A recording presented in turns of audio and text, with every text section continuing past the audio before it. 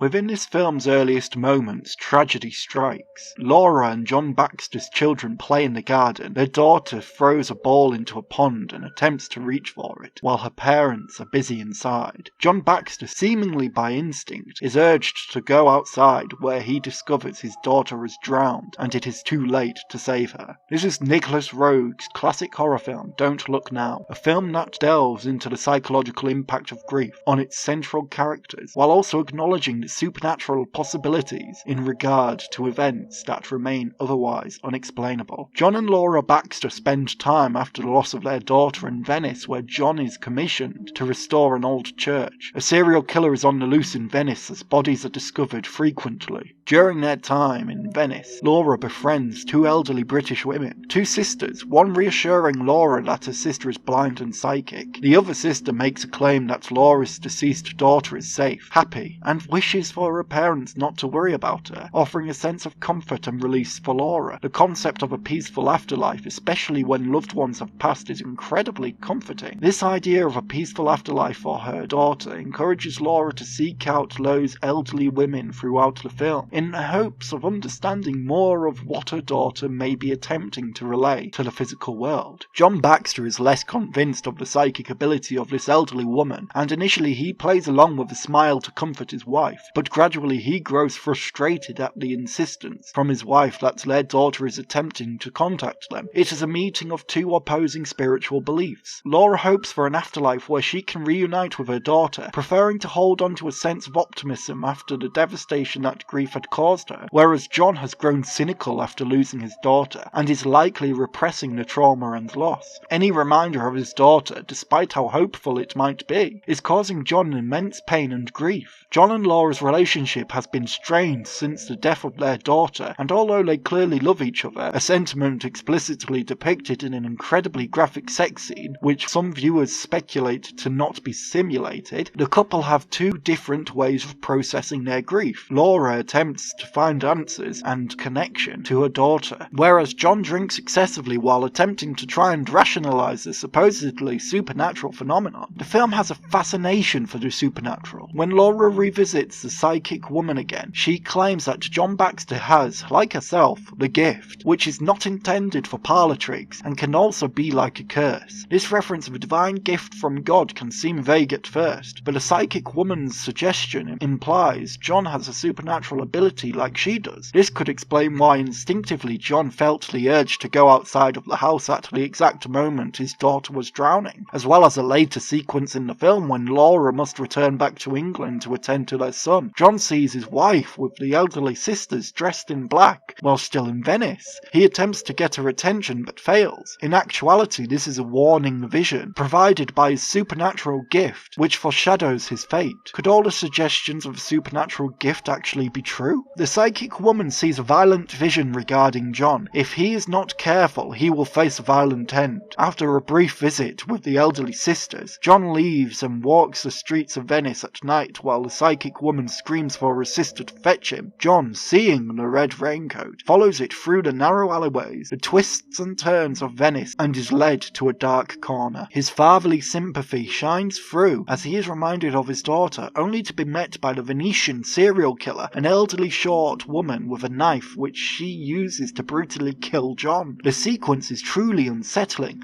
as it is accompanied by the unique editing style found within most of Nicolas Roeg's films. Disturbing flashes before our eyes add an impactful layer on top of the violent murder we witness. John's vision of his wife in black is soon confirmed, as we see in the final scene his wife Laura with the elderly British sisters attending his own funeral dressed in black. In conclusion, Don't Look Now is a film brimming with tragedy and grief. John's own trouble to process grief and to accommodate concepts beyond his understanding are partially what leads to his violent end, another death for a family that has already experienced brutal ends. Nicolas Roeg's horror classic is as unsettling as it is emotional and esoteric. The mixture of sympathetic, grief-stricken characters in a troubled, loving relationship, with the implementation of an editing style found frequently in Nicolas Roeg's films, a style used in Don't Look Now to emphasize important symbolism, foreshadowing, and even intercut comparisons, allows for this film to be one of the most distinctive horror films of the 1970s.